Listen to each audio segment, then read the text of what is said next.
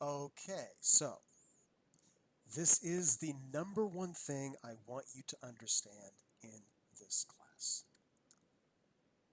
Why are you learning all this stuff about brain cells and learning all this stuff about different things when it comes to serotonin and how the brain works and presynapse and all this kind of stuff?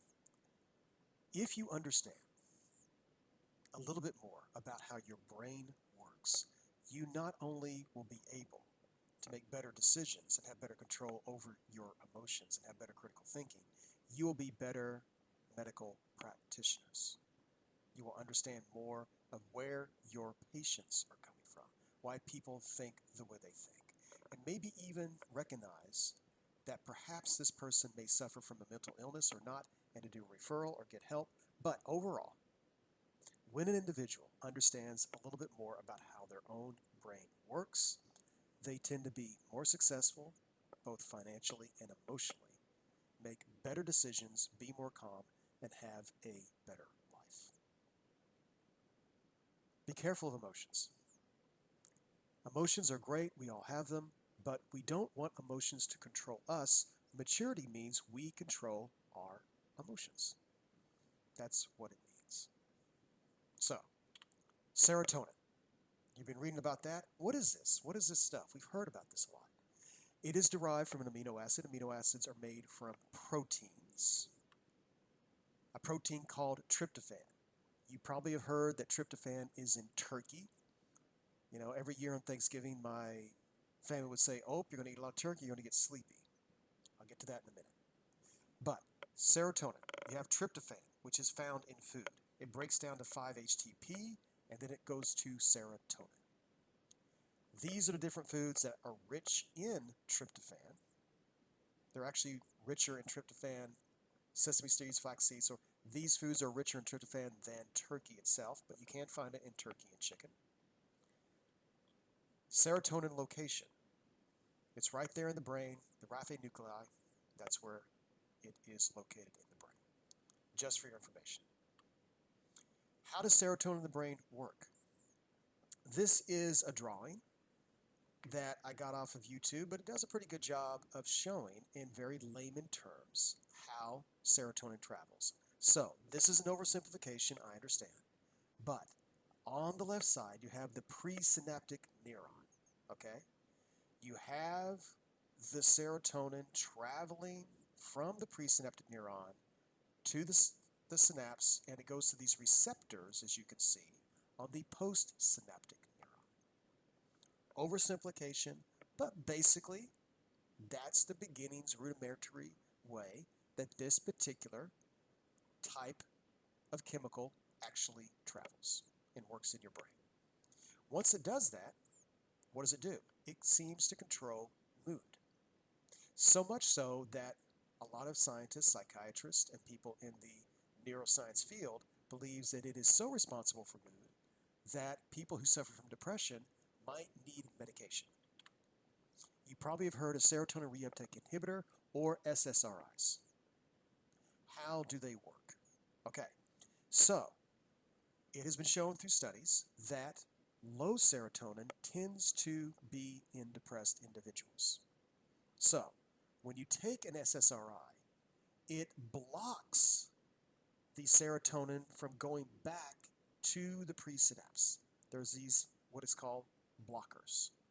So, if it's low, then, it'll go here, it'll go here. It blocks it from going back. So, if you block it from going back, the serotonin will start to build up because there's this constant flow of serotonin. Okay?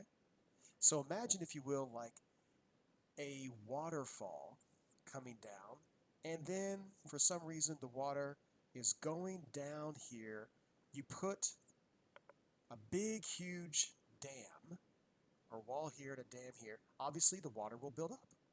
So there's dams all over the world, including in Vegas, including the Tennessee Valley Authority, where I'm originally from, that is, again, oversimplification, but it's basically kind of building a dam.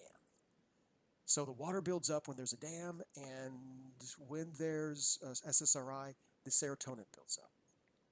Does this actually help reduce depression? Here's the thing. There are studies, and you can look them up yourself, that shows that it does help some people.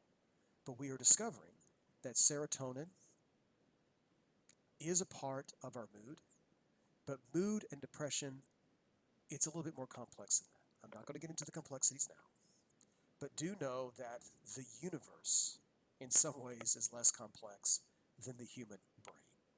We are still struggling to understand the human brain. The ability to look at a brain under a brain scan is only a few decades old. For thousands of years, we were just kind of guessing on human behavior. Very recently in human existence, do we have the ability to look at a brain under brain imagery and neuroscience. And we're just beginning to figure this out. We have a long way to go. But it does seem that serotonin is responsible somewhat, at least, for mood. And that is why depressed people sometimes get an SSRI as a prescription. Moving on. Tryptophan and 5-HTP for depression and sleep. Well, if that's the case, can't we just take supplements? Well, I'm not saying you should take supplements or not. That's completely up to you. Tryptophan and 5-HTP, again, you can get it from food. But are there studies to show that simply taking these supplements can help with depression and sleep? Yes. Some of the studies are mixed. The science is somewhat mixed. Here are some references right here. They are from the National Institute of Health. But overall, it does seem to be that if a person is suffering from depression, it's, again, not the only thing they can do. They can go to therapy. They can exercise. They can help others. There's many different things a person can do. But perhaps taking a supplement, especially tryptophan, may be able to help them regain some of that serotonin. So it can help them a little bit in their mood, and it seems to somewhat contribute to sleep. Okay? Now, moving on. The emotional brain. It is very, very important when you understand all these chemicals and all this stuff. Like, Todd, why do I have to know all this? Why do I have to understand serotonin? I mean, I'm going to be a nurse or this kind of medical practitioner. I'm not going to be a psychiatrist. I don't really need to know all this stuff. What has this got to do with me? What has this got to do with anything? The emotional brain. Emotions either control us or we control them. We all have emotions. I find that 99% of people have opinions about politics, about relationships, about what's going on in the world, based on emotions controlling them. We are all guilty of it, but maybe we should admit to ourselves that sometimes our emotions are controlling our thinking. A friend of mine was beaten up by a group of people outside of his own race when he was 15 years of age. I know this because he told me. He expressed this very, very explicitly. I was not around when he was 15. I didn't know him at that time, but he's in his 50s now. He tends to not like anybody of that race. Not surprising, but it's too bad that he has generalized all people of that race to be bad people because of that one poor experience he had as a child. I also got him to admit that he was beaten up once by somebody of his own race, but he doesn't dislike all the people of his own race, obviously. So that has created some, dare I say it, racist feelings because his emotions are controlling him. Of course, not an entire race of people are bad. Statistically, scientifically, that is just silly. But he believes that because of his emotional experience as a child. One of my friends only watches Fox News. Another friend of mine only watches MSNBC. This is not an opinion, it's just a fact. Mostly Republicans watch Fox News and mostly Democrats watch MSNBC, if you look at the numbers. So both of my friends seem to be indoctrinating themselves into being more entrenched to have their political view. So emotionally, they get addicted to their opinion. They don't really, I think, necessarily see. They don't care what the true facts are. They just want their own worldview to be reinforced. So therefore, their emotions, again, are controlling them. And Drew Weston, if you ever want to look up his research, showed under brain scan technology that when you discuss politics, the emotional parts of our brain go through the roof and the intellectual parts of our brain plummet. So it's very, very difficult for somebody to have a true intellectual conversation about politics because we're so tribal. Moving on. Now, we've all heard of endorphins, but we really don't know what they are. It's a hormone. You probably know this from your other studies. A hormone is a chemical messenger that is secreted or released into our bloodstream by specific organs known as glands. That is a hormone. Beta endorphin, which is what it's called, is a hormone. It is a peptide neurotransmitter and hormone. Peptide, of course, derivative of protein. And endorphin is a combination of endogenous and morphine. So, if you want to know what those terms are, you can look them up. But that is the scientific definition of endorphins. What do? They're pain deniers. They are things that are naturally in our body to deal with pain, whether they be physical or emotional. But when I say emotional pain, I think most of us know this. Emotional pain is physical. It's all physical. Now, it's a different kind of physical pain. If I break my arm, which I have, that is a particular kind of physical pain. If somebody dies in your family, which has happened to me and a lot of us, that is another kind of physical pain. When we are depressed, when we feel bad, when we're traumatized, when we suffer from post-traumatic stress disorder, chemical changes are happening in our brain, which I just described. So it's all physical. It's different kinds of physical. It's a different kind of pain. But I have met veterans who have told me I would much rather suffer physical pain than emotional. The emotional pain can linger for years and years. A broken arm can heal. Emotional pain can go on for decades. Now, beta endorphin. So, basically you have a beta endorphin and an opioid receptor. I'm going to talk about opioids in a second. So, there's an opioid receptor. That is something that receives opioids or the pleasure feeling that we have in our brains. Okay? We can even have the spinal cord combine opioid receptors in the spinal cord and inhibit pain signaling to the brain. That's how powerful our body is. It can actually be in the spinal cord that it's blocking the pain. So one time I had kidney stones, 5 at one time. Not saying this for anybody who feels sorry for me, but for what, I was taking these protein pills to try to get myself stronger in the gym. And the doctor said, the pain you're experiencing is worse right now than a gunshot wound. I've never seen 5, kidney stones like this, so you're suffering badly. It was very painful. And they gave me a shot of an opioid, and immediately the pain went away. So that's my body having the opioid receptors and getting rid of the pain. I'm going to talk a little bit more about that in general as well. So, artificial opioids, okay? Hydromorphine, hydrocodone, and oxycodone, the prescription drug from Oxycontin. You're probably very familiar about this. It's been used for years and years. There has been an opioid crisis in this country because it was basically being overprescribed, and there was even companies saying that they're not that addictive. It's slightly different, it's a nuance different from an opiate. An opiate. So there's opioids and opiate. So do know that there's a slight difference. And opiates, derivative of opium, heroin, morphine, and codeine. So they're all in the same family, but basically they do the same thing. Okay? They are doing those chemical changes in the body for the opioid receptors so we feel less pain and even pleasure. Here's the problem, side effects.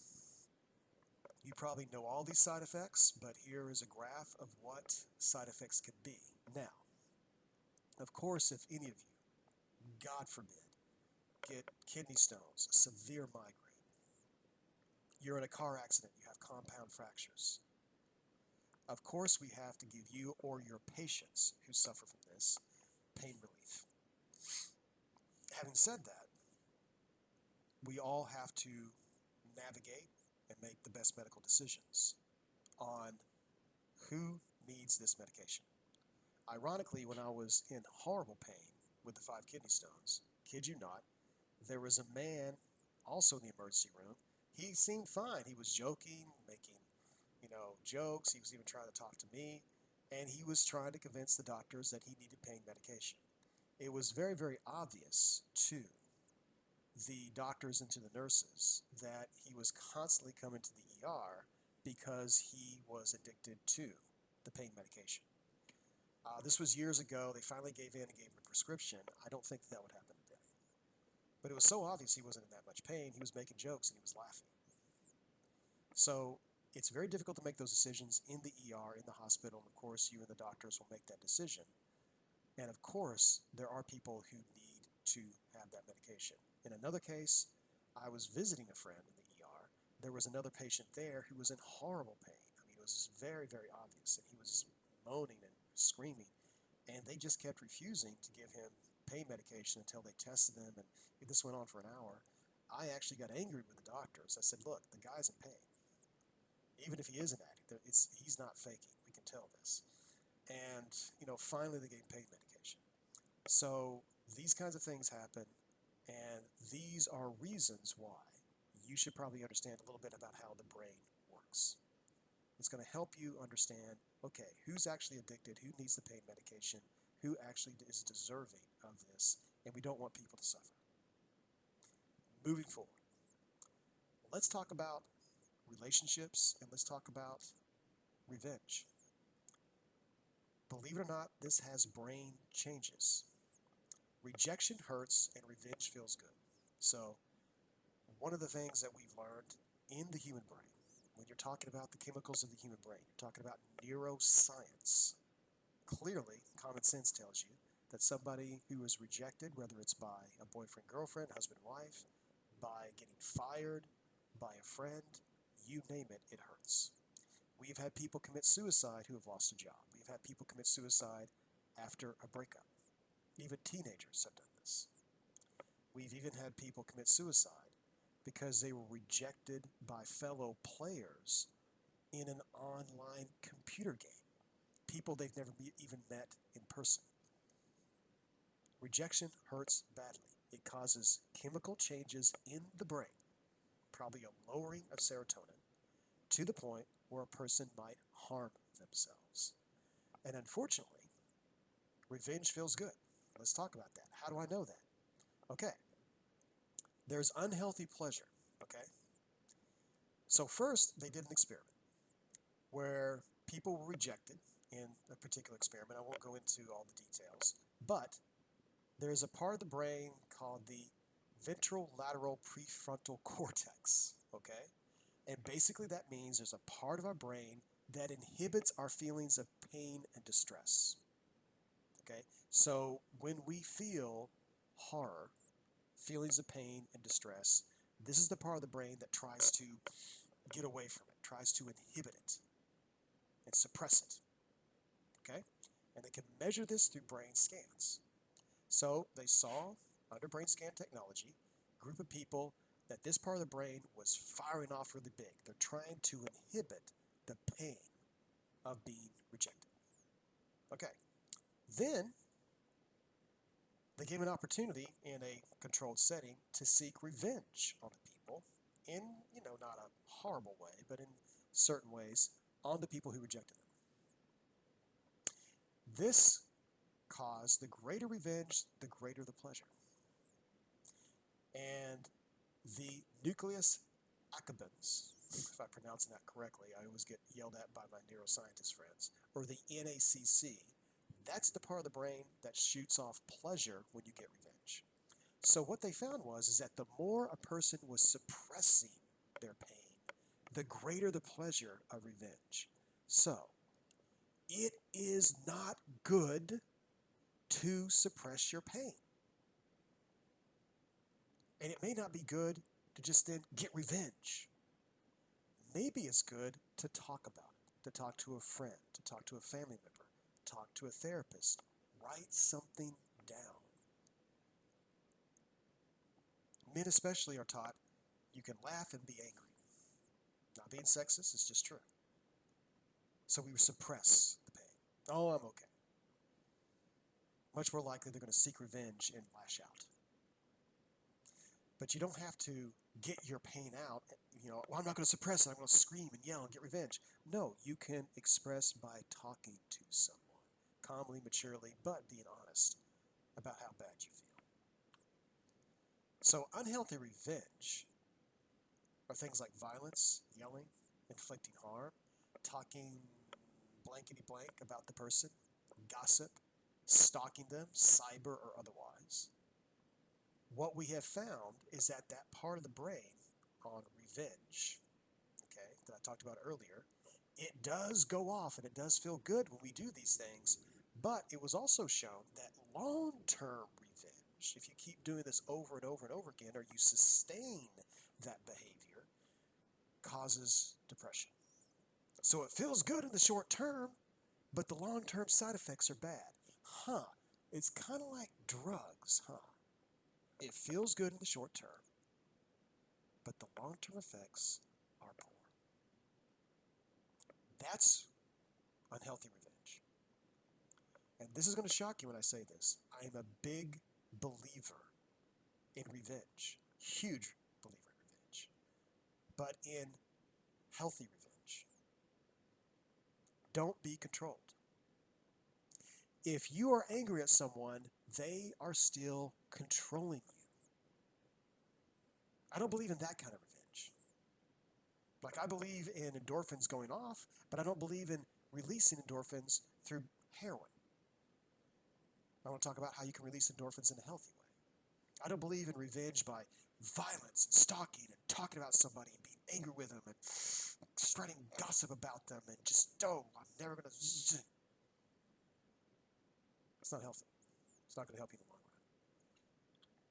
Healthy revenge. Big believer in it. Huge believer in it. Huge. Leading a successful life. Finding other people who do respect you. Not allowing that person to control your emotions. You control your emotions, not the other person. If you're still angry at somebody, they are controlling you. They are still manipulating you. You are giving them power. I'm not saying we can instantly forgive somebody. I'm not saying that we shouldn't be angry at people. But over time, perhaps we can do better. And finally, forgiveness. Now listen, folks. So many people misunderstand what forgiveness is. Forgiveness does not mean that you have a relationship with a person. Maybe you will, maybe you won't. I don't suggest if somebody killed a family member that you have a relationship with a murderer. But you can say, listen, you can say to yourself, I am so sorry. Eventually, it takes time. Eventually, you settle with yourself. I'm so sorry that person was so ill, so violent, so horrible they felt the need to do that. But what you did does not control me anymore. It does not cause me pain anymore. It takes a long time to get there. Can't help it overnight. But that is ultimately forgiveness. Now, it could mean that you have a relationship with the person. I mean, it depends. There was a man I know, he was beaten and abused by his father for years. We came to the conclusion that he probably doesn't need to have a relationship with his father. And what his father did was absolutely categorically not okay and evil. But he can still forgive his father from afar and say to himself, you know what my dad did to me doesn't affect me anymore. I'm going to lead a good life. I have a good wife. I want to be a good father to my children. Bye-bye. Take care. Like in this photograph. Bye. Take care. Sorry you're that kind of person. I wish you well. Bye. Done. Takes a while to get there. Not easy, but it's worth the trip. Or it could be like another person I know, a daughter who was mad at her mom. Nothing really horrific happened. They just had some difficulties, argued a lot. So maybe you two should forgive each other and work on it. Have a relationship. That's completely up to you. But forgiveness does not mean that what the other person did was okay, and it does not mean that you have to have a relationship with them. That's why people find it so hard to forgive. Let me talk about this. So, you could write a letter. Maybe you send them the letter or you don't. Let's say you're so pissed off at somebody. Sit down and write everything you think and feel about that person and everything you want to say. Maybe you'll mail it to them. Maybe you won't. But it's very, very cathartic, as I've discussed before, to write a letter. Just write it down. That's a beginning step. Something you could do to maybe change that serotonin in your brain. Now, there's something called the forgiveness program. It's fascinating. Okay? Victims of violent crimes, and it takes weeks of therapy. The criminal has to go through weeks of therapy first, and the victim has to go through weeks of therapy first, and then eventually they meet. It's a very delicate, very difficult process. But listen to me. Prisoners are less likely to offend once they go through this. Victims report over and over again that they feel a sense of relief. There was one, and it was recorded on tape. It's a horrible story, but please listen. A sister was raped by her brother. They went through this long counseling process before they met again. He was in prison, obviously. And at the end of them meeting, the sister stood up and hugged her brother. He cried. And I'm not saying they necessarily have to have a relationship, but you could see the sense of relief in the sister, the victim. You could see at least some kind of closure for the criminal. And he does need to be in prison, but maybe he can at least be in prison and be somewhat of a productive person. Maybe he can help other prisoners and have some kind of salvation. There was a woman, she was very young, I think she was like still a teenager, met the murderer of her mom. Again, weeks of therapy beforehand. The sense of relief for her, the sense of relief for him. They actually continued to at least communicate somewhat. She didn't need to, but they decided to do that for themselves. And she said she is so thankful that she went through this program, or she would have spent the rest of her life with anger in her heart. What he did was evil. What the man did to his sister, evil. Not what they did was okay. But the forgiveness allowed everybody involved to have a better life. Here's my favorite forgiveness story. Is you can take a look at this woman here on the right. She was raped at a very young age by a man. It was very, very clear that she'd been raped. I mean, the physical evidence, the injuries, there was no question about it. They had a number of suspects. They showed her this photograph. She said, no question whatsoever, this is the man who raped me. She said she just so clearly saw his face. She said she remembers his face when she was being raped. There's no question it's him. She just saw his face and just zero question. She was absolutely sure. He got 10 years in prison. I actually think that somebody who commits rape should spend the rest of their life in prison. Just an opinion. But he got 10 years. Okay. Good, right? Good. 10 years at least, something. Lock him up. He didn't do it. After he was convicted, 10 years, DNA evidence caught up with this case. He always denied it. Turns out the DNA matched another man, the man on the left, named Mr. Poole. It wasn't that this woman was lying. She really thought he did it. What happened? They're friends now. Her name is Jennifer Thompson, and his name is Ronald Cotton.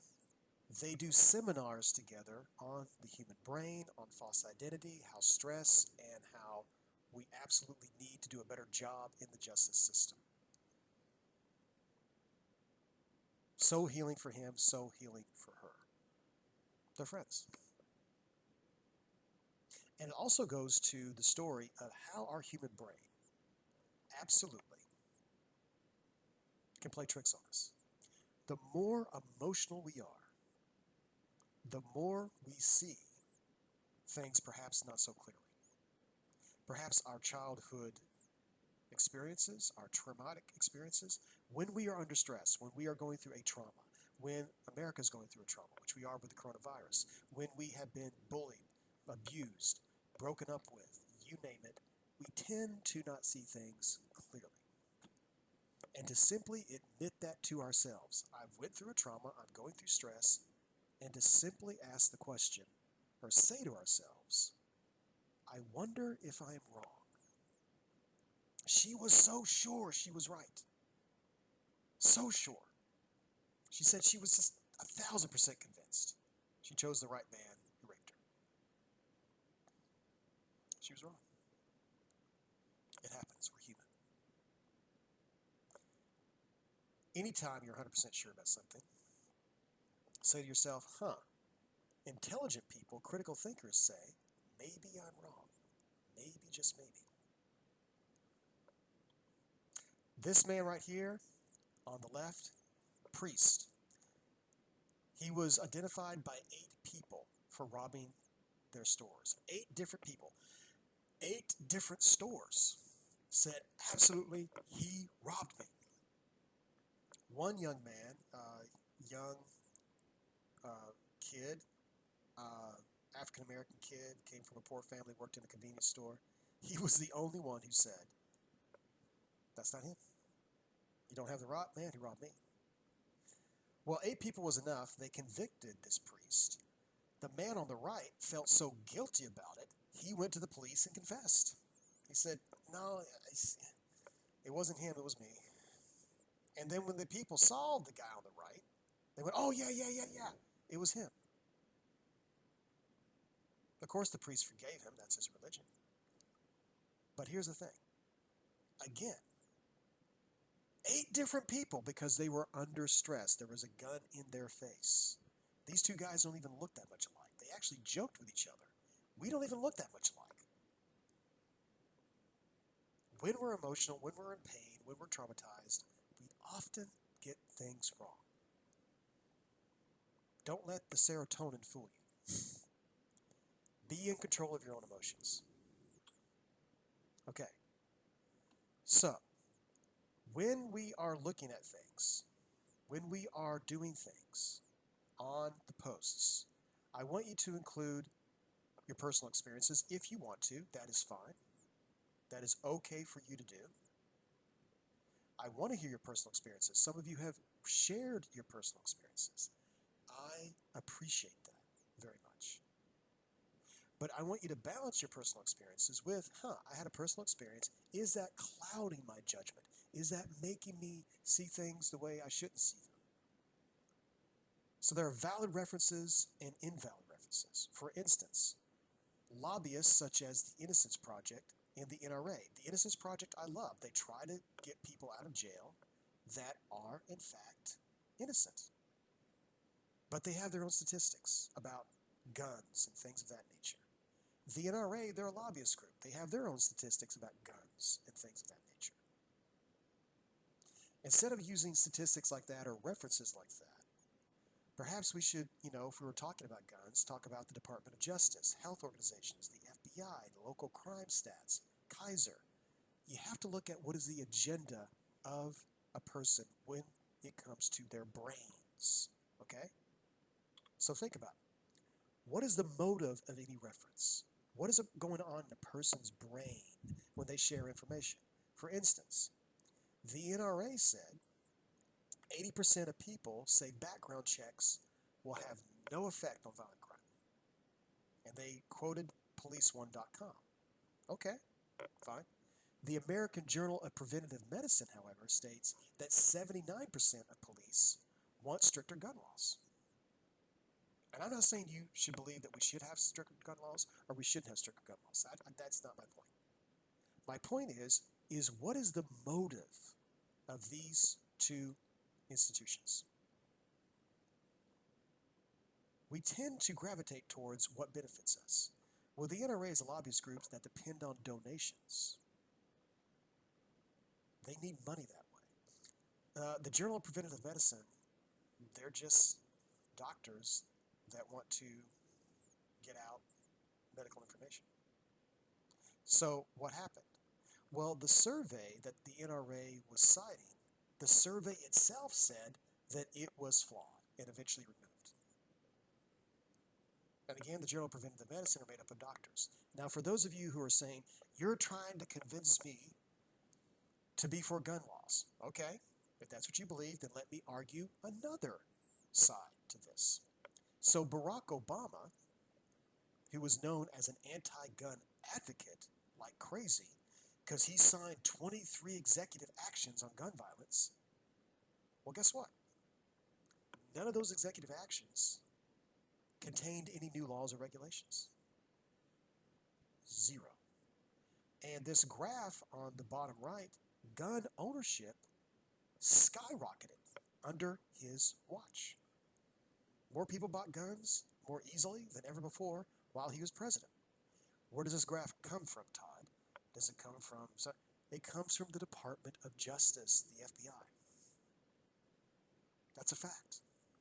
So, whether you're talking about the NRA or whether you're talking about Barack Obama, we seem to either have misleading information or things don't really add up here. So my liberal friends will say Barack Obama did so much for gun violence. Okay, but I look at the facts. My gun pro people say the NRA is right, they're always right. But then I find that they say things that are incorrect. And we could debate all day long who's more correct or incorrect. My point being, look at the facts. No matter how much you are for the NRA, or no matter how much you are for or against Barack Obama, or things like that, and these are very emotional topics, don't let your emotions control you. No matter how inconvenient, no matter how distressing it is, look at the facts. Final thing, I had a mom I was talking to, and her son clearly addicted to drugs. How do we know? We had the facts. Blood test, physical. We had the medical results. Sat the mom down. Let her know. They found drugs in his locker at school. Mom reacted, nope, not my son. You guys are wrong. Somebody planted the drugs in his locker. Your drug, I don't care what the drug test. It's not true. It's not true. Not my son. She was allowing her emotions to control her. I understand it's her son. She's a mom. None of us can be completely 100% unbiased when it comes to family members. We can't. But I did say to her, look, you're not doing him a favor by not seeing the truth. You're allowing your emotions to control you. Don't let your emotions control you. When you're posting, when you're saying, this is the number one thing I want you to understand. To be a critical thinker. It's difficult. It sucks sometimes. The truth sometimes is awful to look at, but sometimes the truth is great. But to know the truth by being a critical thinker, by not allowing our emotions to control us, by not allowing the chemicals of our brain to make us make poor decisions or to have poor thinking or to ignore the facts is a good thing. Most people I know, again, they either watch Fox News or MSNBC. They're either addicted to this tribe or that tribe. They either believe this or that. Not based on the facts, but based on what they were taught younger. This is how I feel, this is what I think. And they never ask that question, I wonder if I'm wrong. Perhaps am I perhaps maybe wrong? The smartest people in the world always say to themselves, maybe I'm wrong. And that's what they do in science. Every scientist, when you are doing research on a drug, on a medical procedure, on anything, we got to look at the other side.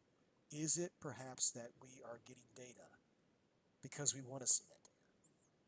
That's why you have valid data. That's why you have double-blind testing. That's why you have to validate that what you're saying or what you're looking at is in fact true. Reliability as well. Don't let your emotions lie to you. Don't lie to yourself. Please include at least some of these these types of ideas in your discussion posts as we move forward. A lot of you are doing great, but I know when you watch the videos or when you don't because you don't include them in your discussion posts. These are not things to, benefit me, but to benefit yourself. Hope you enjoyed it. Stay safe. Wash your hands. Keep wearing your masks. The LA mayor says that we're probably going to still be isolated for quite some time. Let's hunker down. Let's continue to do our best. I know a lot of you are working very, very hard. Help you in any way I can. Call me, email me. Talk to you soon.